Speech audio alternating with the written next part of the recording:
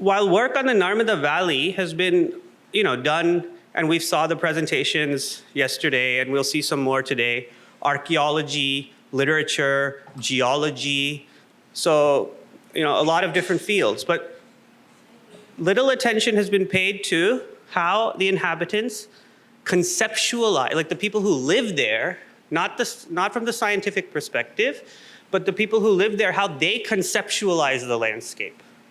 So from their point of view, how this landscape, how they understand and interact with the landscape. Now, for inhabitants of the valley, landscapes become cognitive entities. I mean, this is not just for inhabitants of the valley. For all of us, as landscapes become cognitive entities, but we're talking about the inhabitants of the valley here. This anchors a sense of environment, right? Because they're continually inhabiting that landscape. So history, society, and a wider sense of ecology that includes natural and cultural elements. So in their idea of ecology, nature and culture are not separated, right? They're completely intertwined, and they're intertwined in their thought process, right? Now, how do we understand that thought process? So we understand that thought process through the entry point is the language, right? Because language is the interface between the outside world and people's understanding of their self, right? It is the place in which attending to the names of places, right? The names of entities on the landscape gives us, on the one sense, a geographic map. We can map it out in a cartographic way, right? But we can also get a cognitive map, right? Which describes how landscape is represented in language and thought, okay? So it's the thinking and all the social elements that go into the thinking that we can understand by looking at things like, aspects like place names, okay? Now, this work on language and landscape is not something that I'm just coming up with, right? It's a very established body of research in the field of anthropology and anthropological linguistics. But unfortunately, in the South Asian situation, it hasn't really been taken up as much. But in, say, areas like Native North America studies, so indigenous studies in North America, it has a long tradition. So one of the famous people name is Keith Basso, and he wrote a book called Wisdom Sits in Places, 1990, this book, and it's very influential. And he studied the Western Apache community in southwestern United States. And he said that the landforms for indigenous people are never empty, they're never void, right? But the names, and each name has a long narrative associated with it, right? So if people will, the Apache people, they'll never tell you just the name of a place. They always tell you a story, okay? And someone else can tell you a different story and a different story, and these stories make up the landscape for them. So landscape, physical features, is a place of cultural wisdom. It's a place of indigenous knowledge, right, for the people. It's never just the inert, okay? And then recent work, like for instance, Thornton, he's an anthropologist. He worked in Alaska with the Tlingit Native American community. So he takes it even a step further. He says that you cannot, native or indigenous languages themselves, even the structure of the languages, and the idea of a self, an indigenous self, a Tlingit self, this indigenous tribe, are born of intimate interaction with the landscape, particular landscapes. So this is encapsulated in place names, place narratives, and other what he calls the genres of place. So place is something more, right? Yourself is completely intertwined, and the language itself is seen as kind of born from the ecology, right? And these are things that we've also are starting to notice in our work in Narmada Valley. Okay. Now, there's been a tradition of ethnographic research in the Narmada Valley. One of the famous books, some of you may be familiar, is Amitabh Bhaviskar's book. But the study of language of the region in relation to the landscape is missing. So there is I have one article I've written on language and landscape in the context of the displacement from the valley to the plains, from the people who are in the Sardar Sarovar catchment area. But that's just one small work. And the Narmada Valley is a very excellent place we can look for this. Why? Because as we learned from yesterday's sessions, it's a place that has been more or less continually inhabited, right? By people. Now there's migrations coming in and different groups have come in and mixed and things like this, but inhabitation has been there. And it's one of the oldest river basins with a rich history, and it's undergoing right now a vast ecological change, right? Because of course the construction of the dam, plus climate change, plus other factors are leading to a large-scale ecological change in a short amount of time, right? So it's somewhere that we really need to work and look at. So just a little bit of background. I had a project earlier from starting in 2021, that was on the transformations of people's ideas of language and ecology as they were resettled from the valley to the plains due to the dam construction. But I've been visiting the valley since that time. Jitendra Bhai has joined, he's from the area, so he's been working for a much longer period of time there. He also knows the languages. He's been working on oral narratives of the region since his MPhil, so MPhil, PhD, so a long time. And we've also known each other for a long time since we both used to work in the Bhasha organization, which documented the languages of that area. So we've visited different villages. So we visited Badwani, Alirajpur, Khargon, Nandurbar districts, Narmada district, Chota Udaipur districts, and various kind of talukas. And the people who reside there are usually widely, they're talked about as Bhil, but they come under different community names. So in the Madhya Pradesh side, they're Bilala. They're called Bilala. Bhil also are there. They were previously called a Dungra Bhil or Noiri. Now they're called. Now they like to refer to themselves as Bhil. Rathwa is there on the Gujarat side. Paura is there on the Maharashtra side. Vasave is there on the Maharashtra side. So in these communities, so three major languages are spoken there, which are closely, they're related, but they're still distinct. Pauri, Barali, and Bhili, or what we also call Noiri. Okay? And these languages haven't been studied much, very, in a piecemeal fashion. So now, so in this presentation, I want to try just to do something. We'll focus only on one village, okay? Because it's so rich that if we actually did some work in three villages, right? This is Tinasmal, right? This is the village that we're going to focus on. And this is on the Maharashtra-Madhya Pradesh border, home to mostly the Paura tribe, who speak Pauri, which is related to Barela.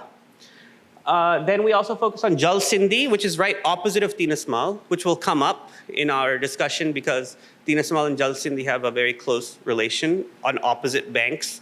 Jal Sindhi is on the Vindhya side, and right across is Tinasmal on the Satpura side.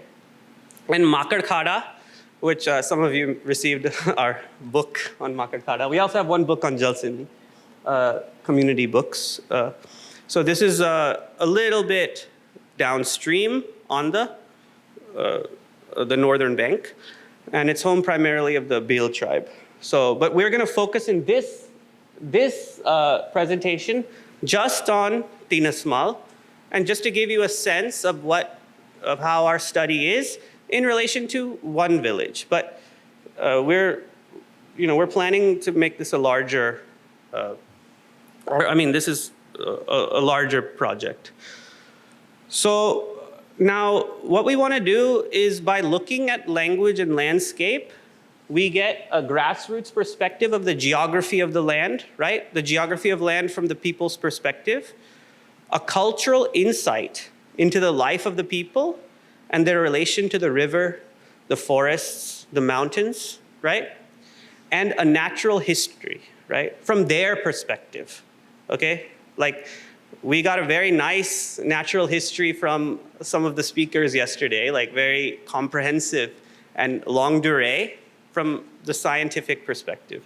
Now we want to get it from the stored knowledge of people, right, who have inhabited that landscapes, and then I think we can have a nice way in which we can bring these together.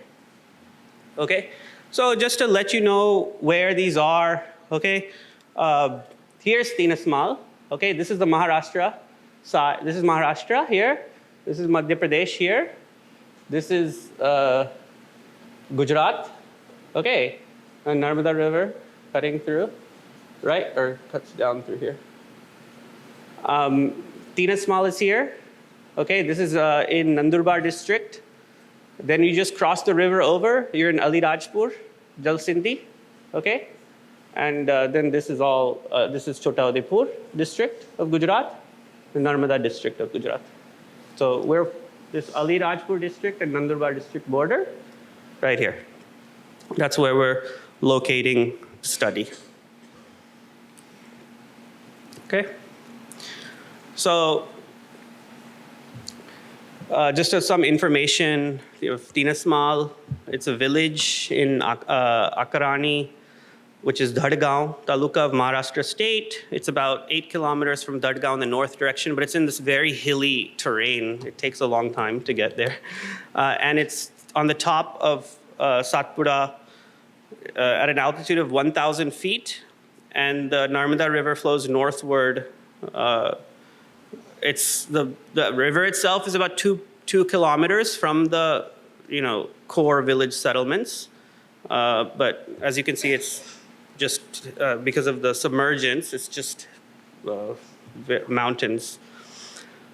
So Jalsindhi, it's right on the border of 3 states.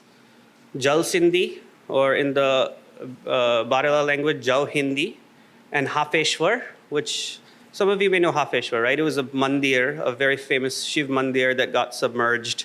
You can just sometimes see the flag in the river. So Hafeshwar in Gujarat. And it's spread over an area of 7 kilometers. It has around 107 families there, around 690 people according to whatever the data we have.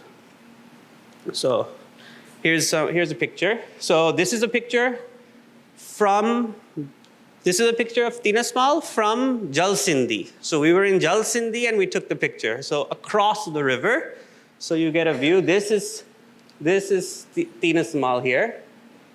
Okay, this is Tinasmal. So we're on the opposite bank here. We're in the village of Jalsindhi. Okay, this is to give you get you in the experience. See, you're entering into Tinasmal. Go by boat. Usually we travel by boat from here to there. There's no other way. So that's how we. Now, we can talk about the name, Tinasmal. So the name of the tribal villages along the Narmada have both, as we said, geographical and psychological meaning for the people. So how are villages named in this area? So oftentimes they're named from the original founder of the village. So the original founder gives his name and the people who starts the lineage.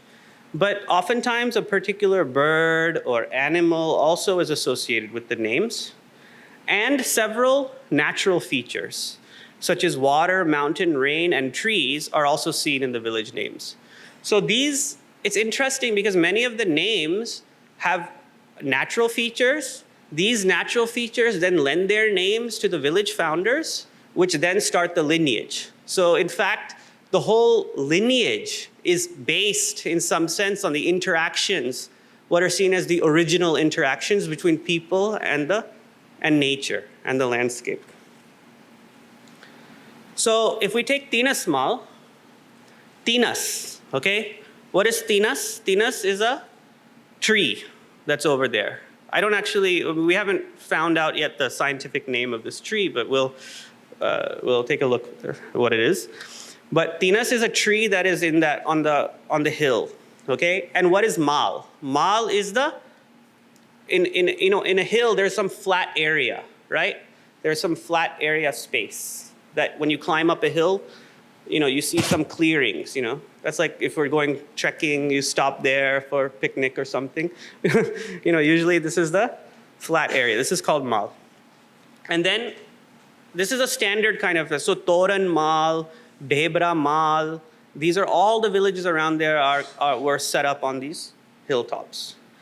So here's Tinasmal village here, okay? There you can see the houses, right? Mountains, and it's this flat, you climb up a bit, so it's this flat, it's like a flat, right, area up there. Now this is Tinasmal Hill, okay? So as you can see, it's a very high, very steep hill, okay? Now, Tinas is the name of the tree, but there is a person there who climbed up that hill and was the first person of the village. His name was Tinsal. Now, they say that Tinsal, or Tinsal Dev, they call him. Now, Tinsal Dev's name came from Tinas tree, okay? Because he's settled in a place. I don't know what his name, maybe he had no name, I don't know. But he came there and he settled in that place and he became Tinsal. Now, of course, one person cannot, one man going there cannot start a village, right? He needs women, he needs wives. So the wives were sent from Jalsindhi, which in the folklore of the area, Jalsindhi is a very sacred kind of a place. It's a place where the water used to go into the whirlpool, and it's seen as a very ancient settlement. So the wives, Naudi and Danaudi. So you know what Naudi, people know what Naudi means? Naudi is boat, okay? So the Naudi and Danaudi.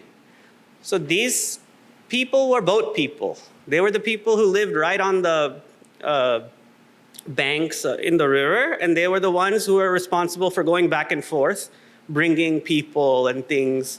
So they were wandering people. They came and they married Tinsal Dev, okay? And they started living on the top of the hill, and that became Tinasmal, okay? Now, Tinsal Dev is also revered as the Satpura range, as a kind of a head of Satpura area. So this is his shrine here, okay? So, and this establishes the kinship relation between the two villages of Tinasmal and Jalsindhi also. Now, if we want to go to the names of the surrounding hills, then each of these hills have some kind of activities or kinship associated with it. So north of the village is Nachan Baidi. Nachan means dance. So this is the area where traditionally the ancestors used to go on the top, go on the hill, and they used to do the traditional dancing, okay? And Vanthar Bara, Vanthar is the son of Tinsal. So Vanthal is the son of Tinsal. So I think, in tribal community, sons often they don't live in joint family, all the sons. They go somewhere else and then they make a house in another area where they find land. So maybe he went to that hill, but that hill is his identity. So Tinasmal or Tinas Hill and Vantharbara are father-son. So these hills are also related to one another, okay?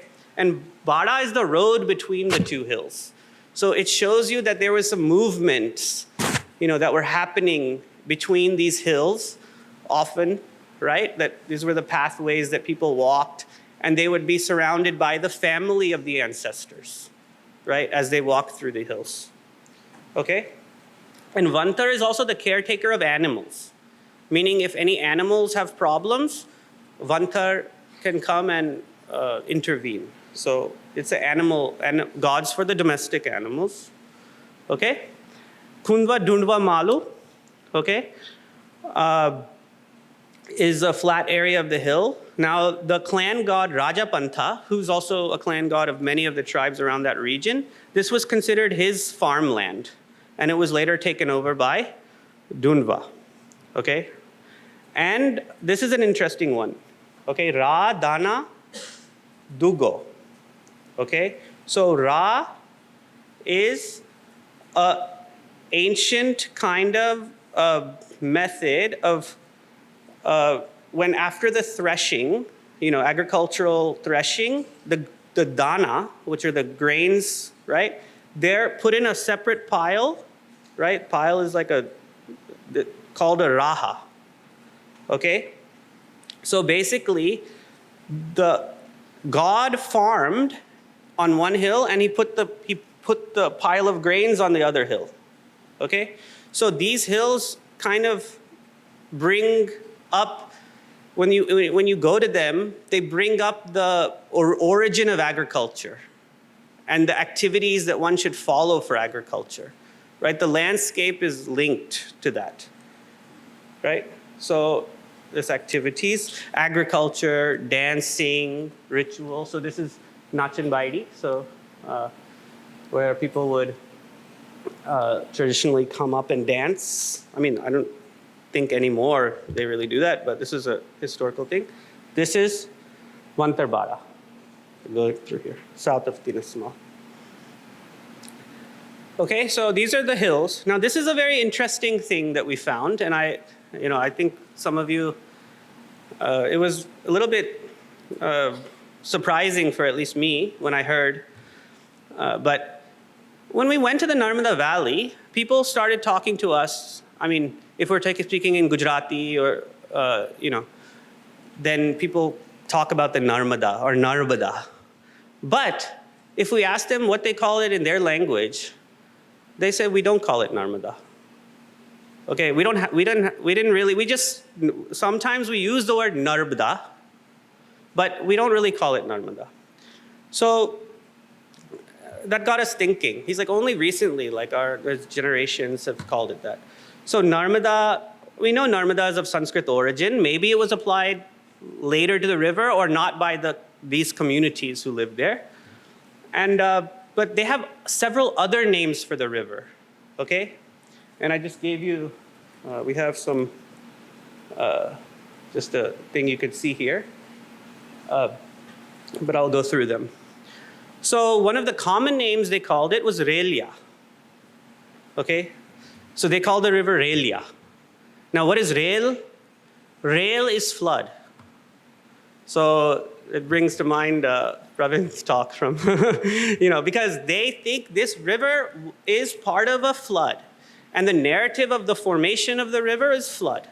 And the river also floods, like periodically, and there's big flood events. They call it Mahapur, the flood events, right? So I don't know, are they referring to the flood events of the Holocene or are they referring to the recent flood events? We can't date it like that. But that river is the flooding river, okay?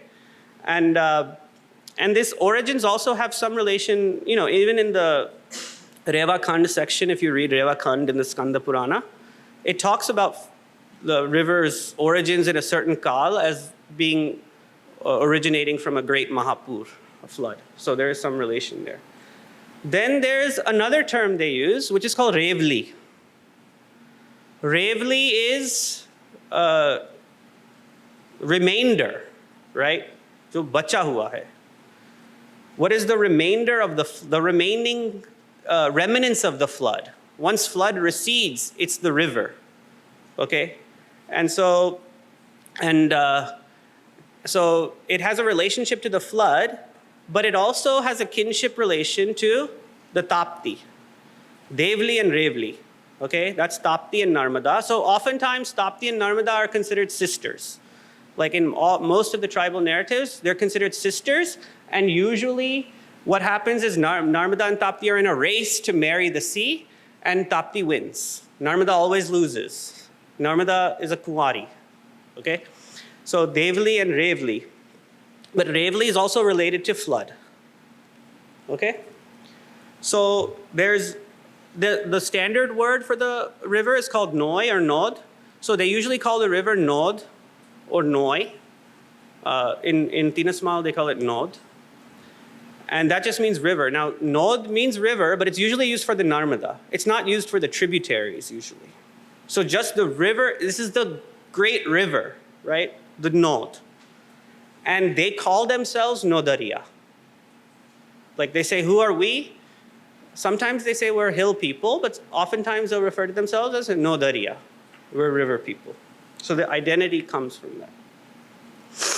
Now this is interesting.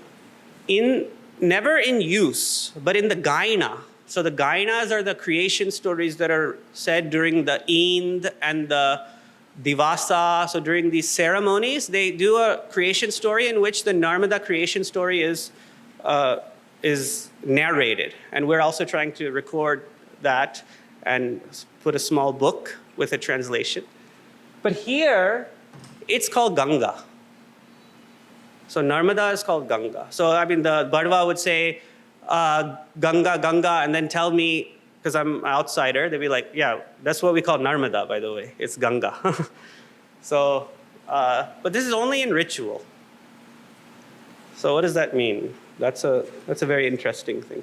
Okay, so here we can see Narmada Reservoir. Okay, so just want to make sure.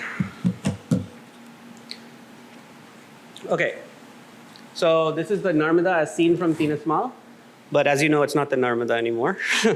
It's a reservoir, but it's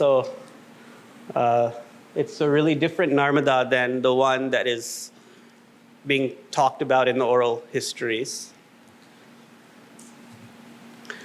Okay, so taboo places. This is also interesting. So in the landscape of Tinasmal or in the other villages, several portions of the landscape are not there for human habitation. Humans cannot go there because they're like reserved in a sense. Okay? Now, who are they reserved for? Either animals, who are considered the living spirits, or for gods. Meaning gods are constantly doing activities there. So humans can't go there because gods are doing stuff there at the moment that we're speaking. So this is about the sacred geography, right, of the place. So for instance, the Kamkasi Khet, there's a Kamkasi Khet here.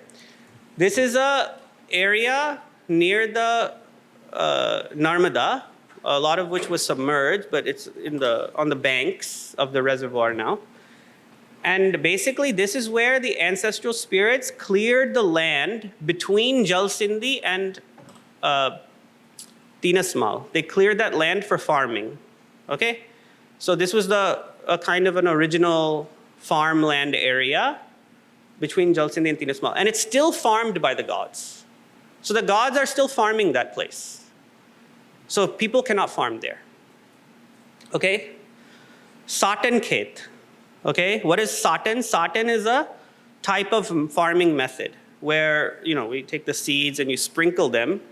It's not really used much anymore, right? But and the things just kind of grow, and so the first this is considered the first hilltop farm in the village, right?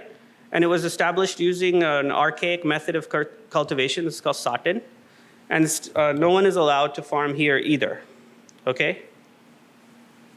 Then there's Malin Jaga. So this is an interesting heavy forested area near the village.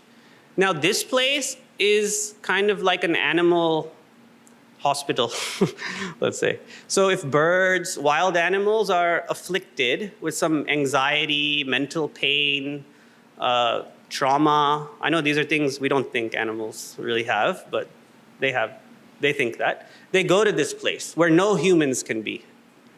And they get better there. So humans cannot go there because it's just for the animals and the animal spirits. Okay? And Vanda and a place that's called Mal. Mal means hilltop, but this is a kind of a special place, Vanda. Vanda is a meeting place. So just as humans meet to discuss matters, gods meet to discuss matters. And on the banks of the Narmada River in the sand, they sit and discuss, or they sometimes go to the hilltop nearby that place and discuss. So whatever needs to be discussed by them, this is, the affairs of the spirits and the gods. So it's prohibited for human movement. So here you can see the Kamkasi Khet, right? Cleared land. It's submerged, but a little bit, but this is the farmland of the gods. Satan Khet, Satan Dev, right? The person who developed this agriculture, still there. This is their clearing. Okay? So these are just some of the examples. We have some more examples, but I just want to do the conclusion now.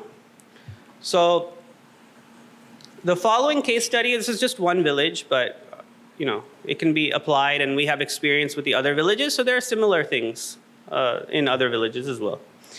It shows the importance of understanding the names of places in the local language to better grasp the role of geography in the indigenous knowledge system of the area.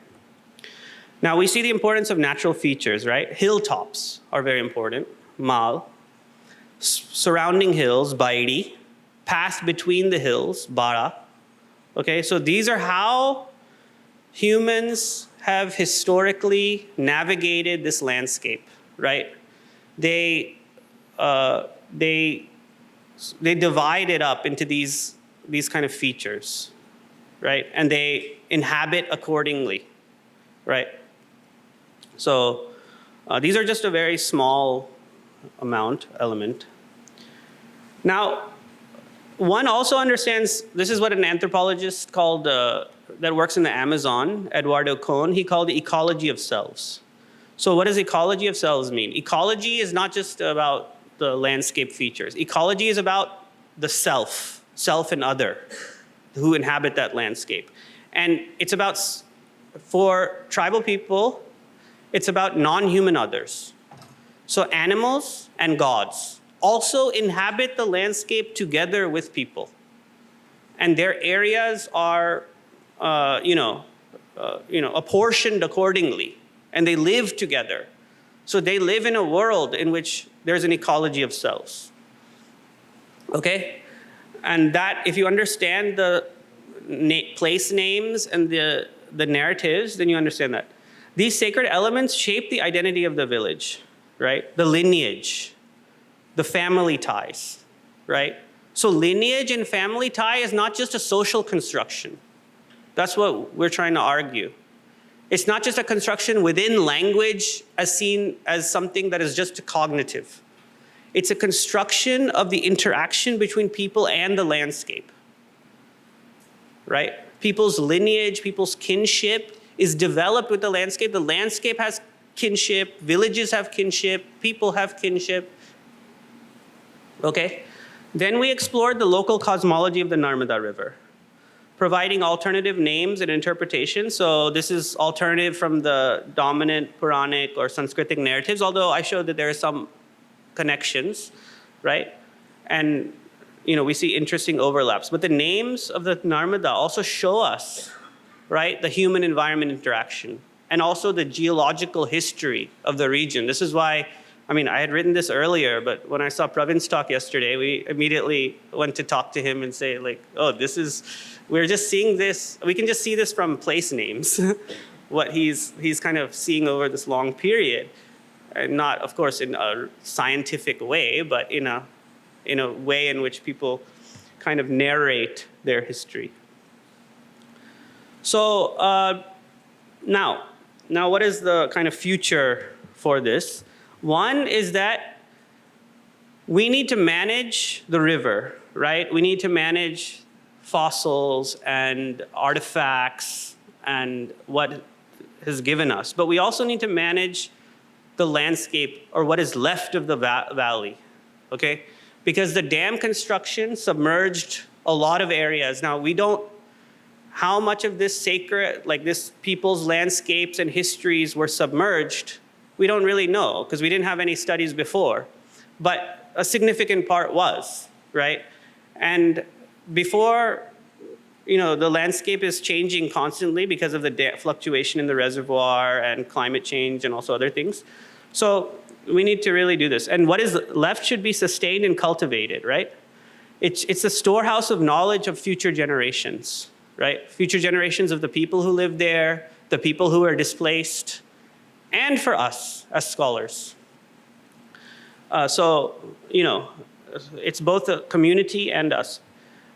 So as I said, we conducted fieldwork in Jalsindi and Makarkhada, and we can't discuss them due to time constraints, but they also have a very rich, interesting story, somewhat different than Tinasmal, but it's similar. And now I think, you know, thanks to the help from the C. Narmada Center and encouragement and conferences like this, we plan a much more detailed cultural mapping of the place names and place narratives, and I think we can try to, you know, have interesting dialogue with the archaeologists and you know, the geologists and everyone else who's working in this area, and bring the perspective of indigenous knowledge into that discussion. So thank you. This is the funding and our consultants, Lakshman Bhai, Mogra Bhai, we thank very much for helping us. These are the references. And yeah, thanks.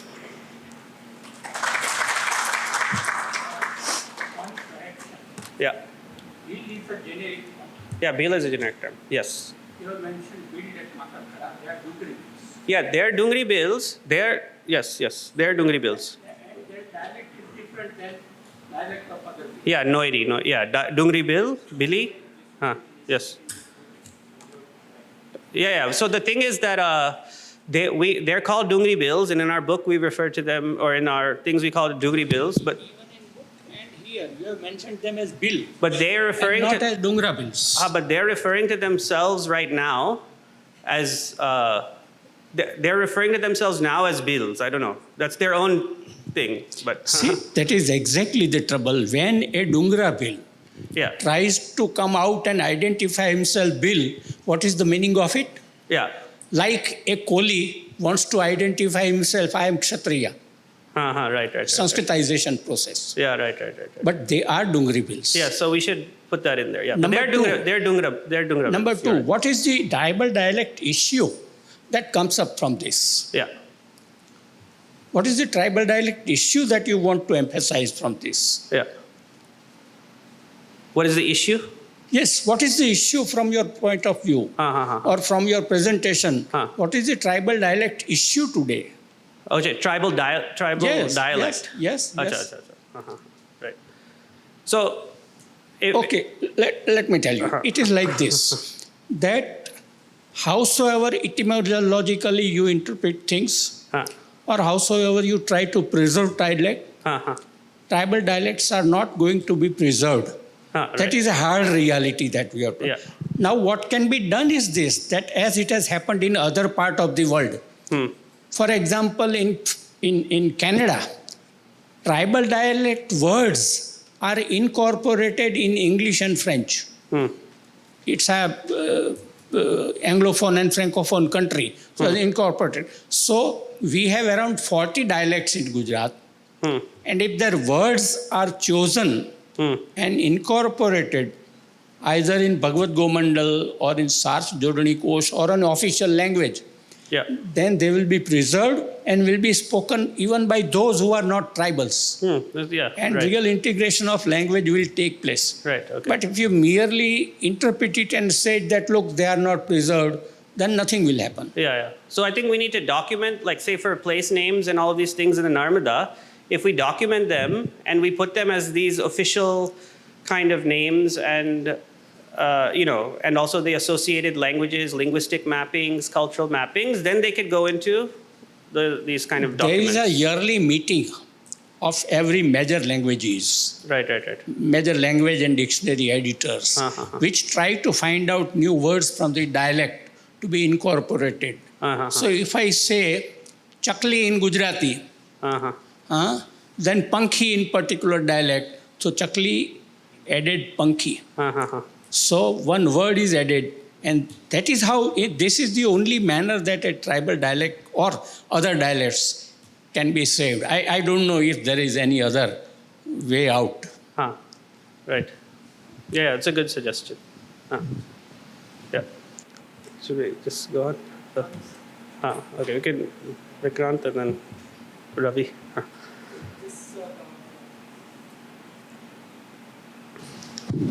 Yeah, thanks. Very interesting talk. These two questions. You mentioned about Tapi and Narmada River as a sister. And in geologically, we know that because Indian continent has been tilted towards east, so all other rivers flow towards east. So local people also notice this phenomena. And is there any story related to the westward movement of Narmada and Tapi? Whereas all other rivers flows only toward east. Yes, so is there any stories there? Well, maybe Jitendra, if you wanna, do you have a story? Tapi Narmada ni ki jo westward movement ki story? Revli or Devli ki? Yeah, just to add the second question also, that use of the name Ganga, does it imply that some of the people moved from the Ganga plain and then rehabilitated here and then they started using the word Ganga? Is it possible that that can be interpreted? Yeah. So you could check this. Oh, do you want to add something to this question? Sure. As you have said, Tinus, Tinsa and Tinsa Dev. Tinsa is a plant, a tree. A tree, right? And the tree is Eugenia dalbergioides. Oh, thank you very much. Yes. And this Eugenia dalbergioides, it grows along the slopes of rivers. It is a riparian tree. Oh, okay. Excellent. And Thank you. secondly, the word Nad. Nad also is said to a big, huge river. Right. Because if you go to Assam, they don't call it as Nadi. They call Brahmaputra as Nad. Oh. Nadi is a male term for Nadi. Acha. Oh, I see. Okay. So where the river goes, where the river has a huge water body, it is termed as Nad. Oh, I see. And one thing I want to ask is, what about Nauri? Are they tribal? I don't think they are tribals, Nauris. Noiri? Noiri. Noiri is, so the Dungra Bhil community. They may not be tribals, I think so. They must have acquired. Yeah, right now they're They must have been included in scheduled tribes, but they are not. They may not be tribes. Because after British have turned many people as tribes, they have included many communities in the scheduled tribes. But most of them are non-tribal people. Sir. The issue of tribal is very complex. Yes, sir. When Britishers started journey to other countries, they felt that we are a civilization and rest of the country is not civilization. People in the rest of the countries are pre-school, pre-church, pre-literate, pre-state, primitive people. Yes. So we are the civilized people and they are the tribal people. When they went to US, Canada, they identified local people as tribal people. When they came to India, they were baffled because King of India was bigger than King of England. Jahangir was bigger than King of Jahangir.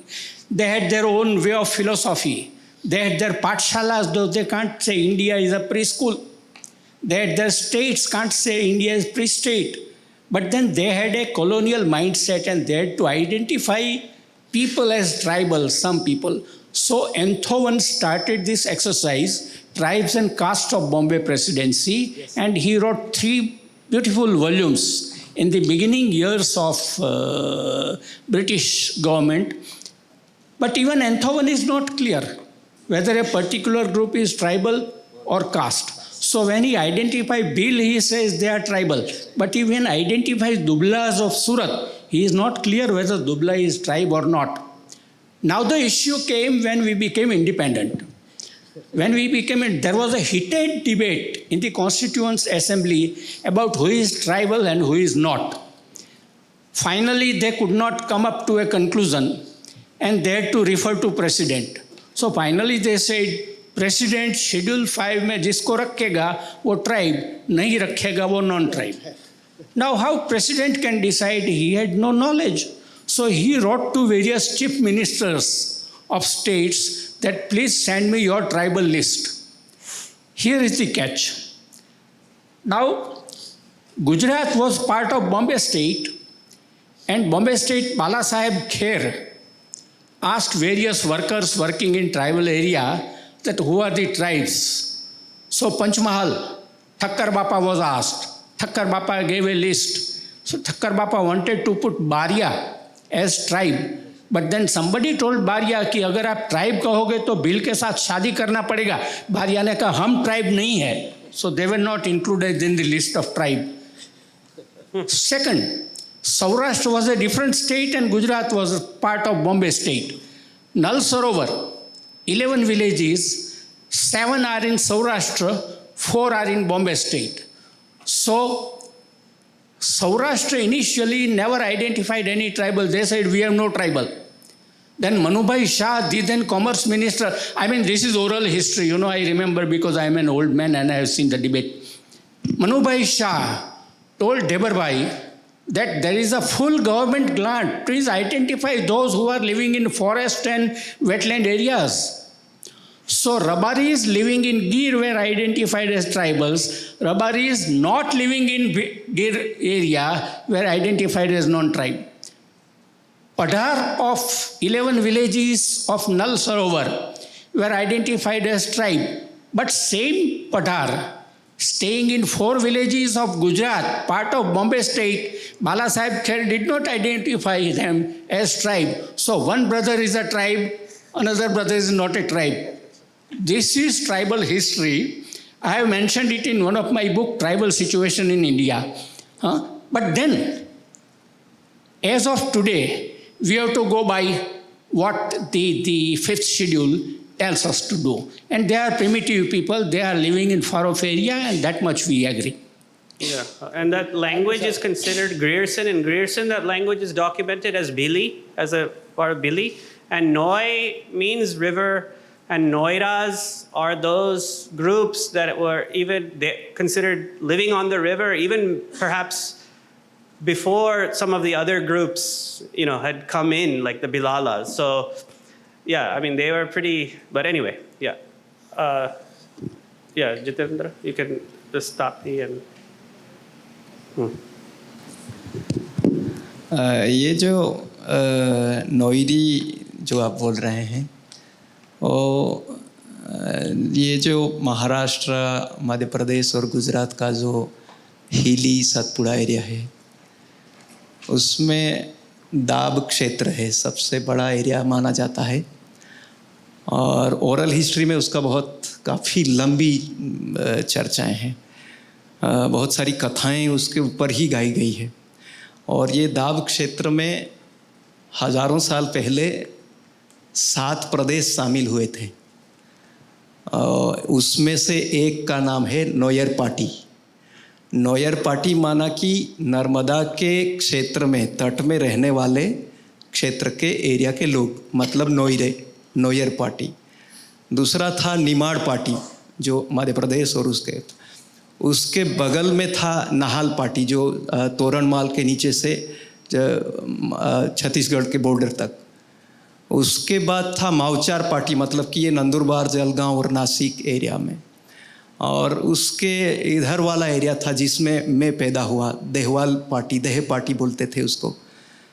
और फिर उसके आगे तापी के उस पार वो व्यारा और उसके आगे वाला मुंबई तक, उसको पेलाड़ पार्टी बोलते थे, पेलाड़िया। और ये जो भरूच वाला जो एरिया था, नर्मदा अपना ये पूरा एरिया समुद्र तट तक, उसको आंबुड़ पार्टी बोलते थे। ये 7 प्रदेश मिलके दाब मंडल बनता था, और ये 7 प्रदेश के जो मुखिया रहते थे वो साल में एक बार दाब में इकट्ठा होते थे, और पूरी 7-8 दिन की चर्चाएं होती थी। उसको नवाई त्यौहार मानते थे। 9 दिन तक चर्चाएं करते थे, और 10वें दिन वो एक नाच गान करके वहाँ से मतलब अपने पूरे एरिया को किस तरह से चलाना, किस तरह का कल्चर, किस तरह का सोसाइटी रहेगा, उसके रीत रस्म कैसे रहेंगे, खेती पशुपालन कैसा रहेगा, उसकी सारी चर्चाएं ये करते हैं वहाँ। ये पूरा ओरल हिस्ट्री में है। और उसको ये यहाँ के आदिवासी, पश्चिम भारत के आदिवासी आज भी साल में एक बार इस एरिया में देवमोगरा करके गांव है, वहाँ आज भी इकट्ठा होते हैं। 7 प्रदेश के लोग आज भी आते हैं। उनको पता नहीं ये ओरल हिस्ट्री उनकी क्या थी। तो इस तरह का एक इतिहास यहाँ है इस एरिया में। और उसी एरिया में मैंने बहुत साल, मतलब 17-18 साल से मैं काम कर रहा हूँ। तो और ये जो देवली रेवली की जो कहानी है, ये मतलब ये कहानी ऐसी है कि समुद्र के साथ शादी करनी थी। सारी बहनें, ये 7 बहनें थी। तो 7 बहनें में से ये जो रेवली और देवली है, तापी और नर्मदा जिसको हम पहचानते हैं, उनमें एक वो था, हरीफाई थी कि कौन पहले समुद्र के साथ शादी करेगी। तो ये ताप्ती जो थी वो बहुत जल्दबाजी में, ना पहाड़ देखे उसने, ना कुछ देखा, ना पेड़ देखे, ना कुछ देखा, वो सबको धो के निकल गई। और नर्मदा जो है वो बहुत शांत स्वभाव की थी, बहुत उसको प्यार था एक दूसरे के साथ। तो वो पहाड़ों को पूछ के जा रही थी, क्या मैं आपसे ऐसे निकलूं, आपको बगल में, आपके बगल से निकलूं। तो कहीं कहीं पे उसको, तो जलसिंधी एक ऐसी जगह है जहाँ जलसिंधी के जो देव थे, भूरा डूंगर कहते, उसने उसको कहा कि एक रात तो हमारे गांव में रुक जाओ। तो ये जलसिंधी में ये रेवली नर्मदा रुक गई थी, और इसलिए वो वहाँ पहुँच नहीं पाई। हाँ, तो इस तरह की इस तरह की सारी कहानियाँ जियोलॉजिकल भी और कल्चरली भी बहुत डीप में हम बात करती हैं। I will extend what Jitendra has said. Actually, Gujarat was inhabited by Bhils and Kolis only. There are only Bhils and only Kolis, and Bhils were living even in plains, not in forest and hills. There are recorded historical evidence that in 10th century, as outsiders came to India, Mughals and other such people came to India, Rajputs from Rajputana came southward, and they had battles with Vil kings. 10th century records battle of Rajput king with the king of Idar, Bhil king of Idar. Bhil king was defeated and was pushed into forest. 16th century, Rajput king had a battle with Bhil king of Vasda, and king of Vasda was pushed into forest. So entire Narmada basin, entire Tapti basin, entire Mahi basin were inhabited by tribals before 10th century. That is a recorded history. Unfortunately, I asked the coordinator tomorrow कि भाई middle age का history क्यों नहीं लिया है. That is more important so far as Narmada basin is concerned. So what matters more is this, that tribals were pushed into forest, and they became pauper after they were pushed into forest and hills.